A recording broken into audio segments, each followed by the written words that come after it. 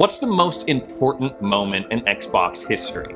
Was it the launch of the original Xbox? Today isn't about you, it's about the new Xbox. Was it the launch of Xbox Live? I just got into Xbox Live. I have this really great high-speed connection. Or has it happened yet? Could it be that September 6th, 2023 is the most important date in Xbox history? Here are 20 things you can do to get ready for Starfield and possibly save Xbox in the process.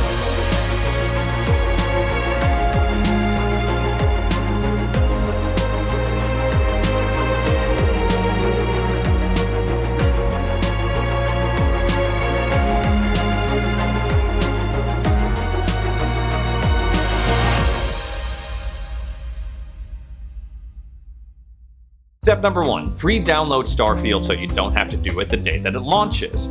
Last week, Starfield went gold, which means that the development process is done and that this game is finally ready to ship. Alongside that announcement, it was announced that you are able to pre-download on console and through the Xbox PC app. Step number 2, realize that you do not have enough space on your Xbox to pre-download Starfield. It's 120 gigabytes, guys, so it's pretty big.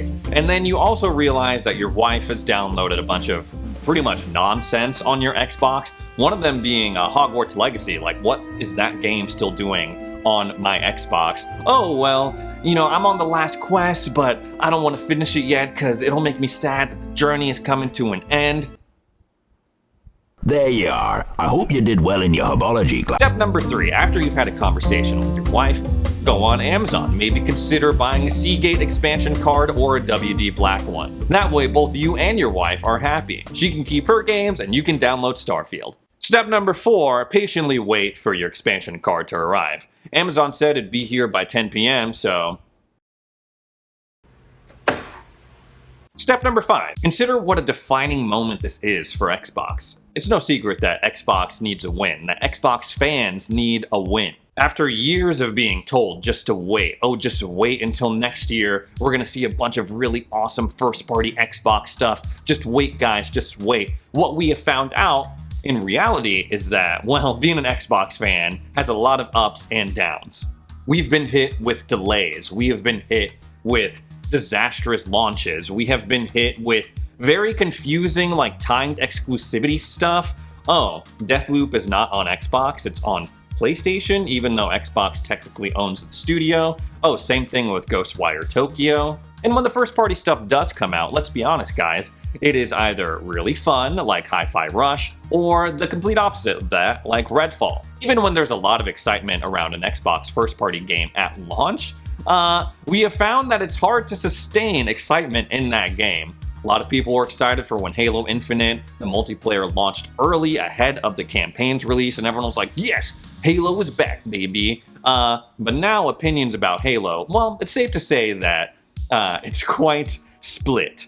After years of being told to wait, Xbox is telling us it's time to believe again. With the launch of Starfield, Xbox is effectively choosing what kind of company it wants to be.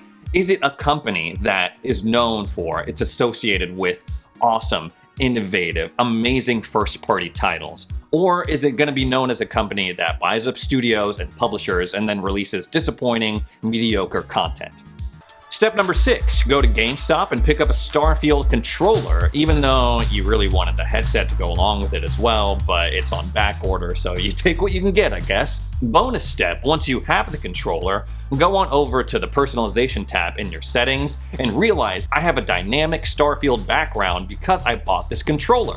Step number 7, an alternate version of step number 6. If you don't want to go through the trouble of going all the way to GameStop, having to fuss with the employee who's trying to upsell you on warranties and all sorts of other stuff that you do not need, consider buying the controller using one of the links below this video and helping out the channel.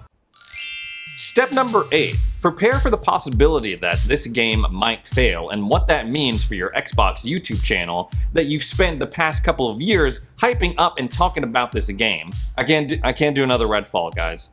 I can't do it. We've seen what happens to studios and to platform holders when their games and their content fail.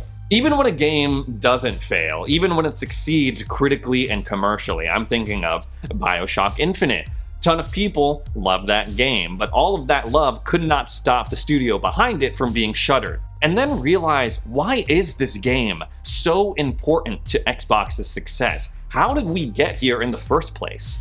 What we're seeing here is that all of Xbox's decisions, going back all the way to the launch of the Xbox One back in 2013, they're finally catching up with them. Fans are finally losing their patience. We're tired of being told, oh, just wait until next year, just wait, just wait, just wait. Microsoft acquired Bethesda. It was supposed to be a surefire thing. It was supposed to be the turning of a new page, leaving all of that stuff, all the mistakes behind. But in reality, it's been very up and down. The first couple games to come out after the acquisition, like Deathloop and Ghostwire Tokyo, you couldn't even play on Xbox for a year after they launched. Hi-Fi Rush from Tango Gameworks was great, but then we had Redfall a couple of months after that. And what was supposed to be a sure thing on both Bethesda and Xbox's part has been anything but, and has gotten to the point where both companies, they need a little bit of redemption. Xbox for all the reasons I was mentioning earlier, and Bethesda, well, because Bethesda, it's been a long time since Bethesda, the studio, not the publisher, has produced a really awesome game. Which is sad to think about because we're talking about Bethesda here, guys. Bethesda, Morrowind, Oblivion, Skyrim, Fallout 3, Fallout 4, and then after all of that, they decided to make Fallout 6, and that is what evaporated trust in this company for a lot of people. Which kind of sucks to think about because, hey, if I'm playing in a basketball game, if I'm in the NBA, and I take 5 3-pointers, I miss 1, I still make the other 4, that's pretty dang good. But in Bethesda's case, it's been a long time since the last 3-point shot that they've made. Skyrim came out in 2011, guys. I was a freshman in college in Philadelphia. I was just a wee little teenage lad. And between Skyrim and now, the only thing that Bethesda has done is Fallout 76, which has been extremely polarizing for the fan base. And over that time period, gamers have become way less patient. They are tired of being served games that are buggy, unfinished, have no features. They are willing to let their displeasure be known. This is an opportunity for Bethesda to prove that they still got it. They can make a fun, innovative RPG experience that is not attached to the Elder Scrolls or the Fallout franchise. On Xbox's part, it's a chance to prove that they can handle their acquisitions well, that they can buy these studios and publishers and make something that is truly great. Incredibly important on Xbox's part because they're not done acquiring studios and publishers. They're very close to closing the Activision Blizzard deal, finally. But if they're going ahead and bungling all of these Bethesda releases, that doesn't exactly inspire confidence with what they can do with Activision Blizzard IP. Step number 9, read the lore. Catch up on the world of Starfield. This game, like many other RPGs out there, it's looking like it's going to be very information dense. There's going to be a lot of lore, there's going to be a lot of locations, a lot of different character names to keep track of. And this is something that we see in a lot of RPGs and a lot of like fantasy, television, and film. Like, remember when you were first watching Game of Thrones and you were thinking, oh man, there's a lot of different characters to keep track of. So you started referring to them as, you know, their most notable physical attribute. Oh, Fat King, a guy with burnt face and a big sword, red-headed northern chick. Luckily, Bethesda has compiled a complete timeline of events leading up to the game, including when humans first settled on Mars and the formation of the United Colonies, their conflict with the Freestar Collective. If you want to check it out for yourself, it's all on the website. It's very cool. It's like an interactive, scrollable timeline. And the things that you may learn may affect how you play the game, who you align yourself with. Step number 10, consider what kind of character that you want to play in Starfield. Like Bethesda's other RPGs, you can create your own character. You have a total of like 40 biometric IDs which serve as like presets for your character creation, and then you can go and fine-tune, oh, I want the bridge of my nose to be this wide, or I want different colored eyes. Consider if you want to have a really conventionally attractive looking character or a really goofy looking character. Because remember, you can play this game in first person and third person, and if you play it in third person, you'll be able to see the choices that you make in character creation. Once you make a character that is either dumb hot or super goofy looking, go ahead and think about what kind of background you want your character to have. This will determine your skill set and also how people in the game react to you, and certain dialogue options will open up as well. For example, if you choose the gangster background, I can't imagine that certain people who are considered lawful good or upstanding citizens in Starfield would react favorably to you. But if you go on over to the Crimson Fleet, maybe they would be more welcoming. Once you pick your background, you can move on and pick whatever traits you want for your character. These are interesting to me because they're completely optional. You don't have to have any traits at all if you don't want it. And that's because for whenever you pick a trait, there's something that's good about it, but there's also a catch from my understanding. Determining what kind of background and what kind of traits are good for your character or things that you want to pick, it all comes down to personal preference. Usually when you're first starting out an RPG or a new game, you just pick whatever looks cool and appealing to you. But if you have a specific thing in your head that you want to do in the game, like, oh, I want to be a sniper, then you would definitely pick skills and backgrounds and traits that would help you be a better sniper. You can also base your entire character creation process around the different factions that you can find in Starfield. Earlier I mentioned the Crimson Fleet. This is a collection of what look like pirates and gangsters and criminals. So if you're going into this game knowing that I want to join the Crimson Fleet, I want to be a pirate, I want to be a villain, I want to be a crook, then obviously you're going to want to pick stuff that will make you more of a crook, more of a criminal. Nowadays, when I'm making a character, I'm thinking about it from a roleplay perspective. What's my character's job? What is their disposition? What is their kind of like view on the world, their code of morality?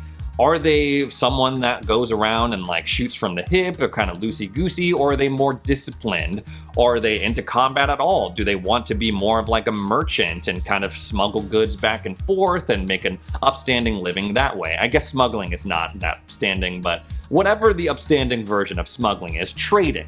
I'm hoping that this game has really deep RPG elements when it comes to that stuff, because some of my favorite experiences when it comes to games like this is not necessarily, oh, these big epic space battles, oh, like these crazy boss fights. It's these situations where I can talk my way out of things, where I can persuade people to see my point of view and help me out.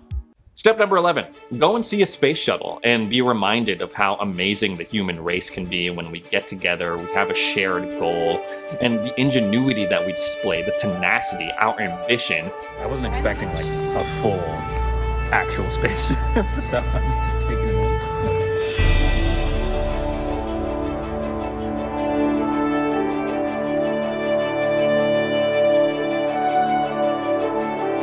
Number 12, get space ice cream for the full experience. Number 13, realize that space ice cream is interesting. Number 14, internally debate whether the lack of first-party games is what led Xbox to lose the console wars.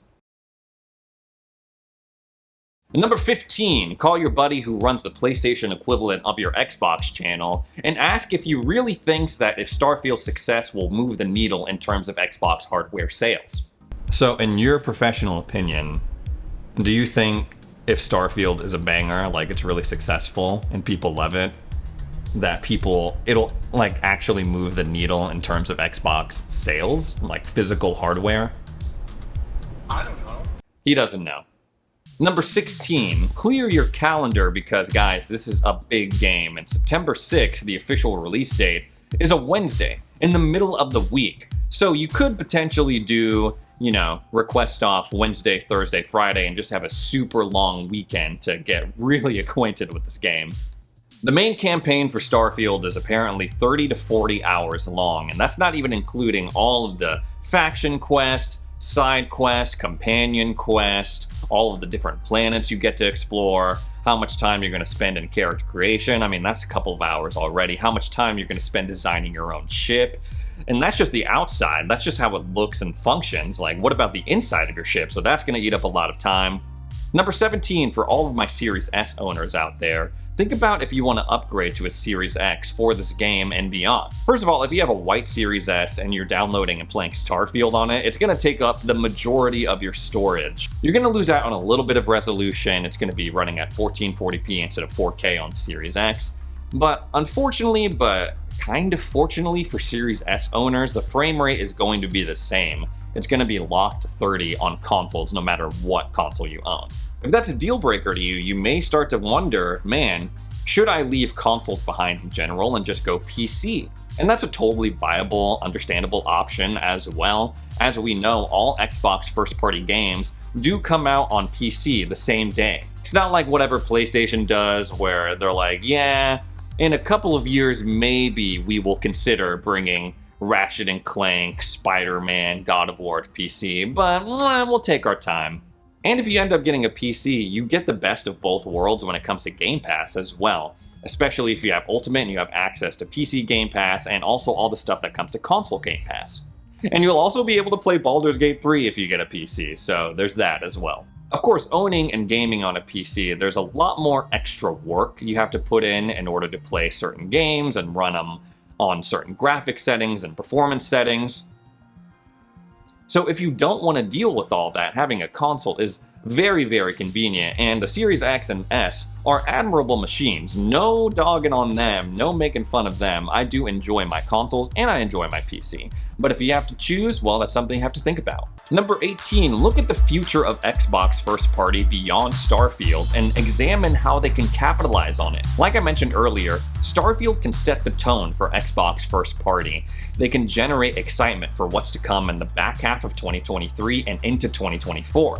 If Starfield does well, critically, commercially, then all of a sudden the community is going to be talking, ooh, what's Xbox going to be doing next? What do they have in store for us? Which is a much stronger position to operate from when you got games like Forza Motorsport coming out in October, you got Avowed in 2024, the new Microsoft Flight Simulator, Towerborn, Stalker 2 hopefully coming in that time as well, even though, you know what, that's not Xbox first party, but it's like Xbox timed exclusive.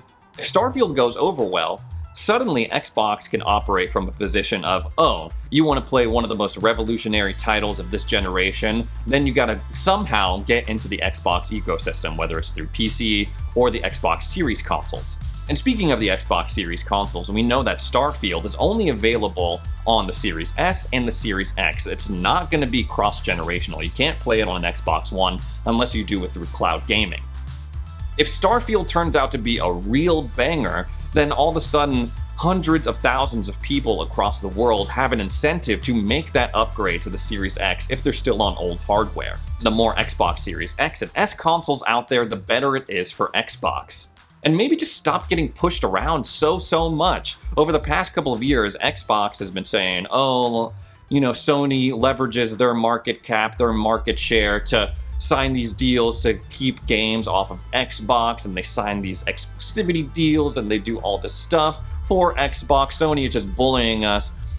How about we flip the narrative here a little bit with Starfield, sell a little bit more Xboxes, and just get a little bit more bite, a little bit more grit, a little bit more confidence in Xbox. Number 19, contemplate just how vast the universe is.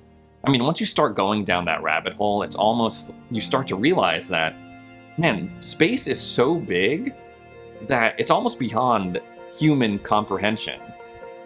We're just a tiny little speck on this planet in a sea of planets and other stars and cosmic anomalies that, again, that we don't fully comprehend. And a lot of people will look at that and say, well, I'm just a tiny little dot on this planet in the sea of stars. So, does anything I do truly matter? But if nothing matters, then in this weird way, everything matters. You get to decide what matters. And that's amazing. Number 20, make sure the game's fully downloaded.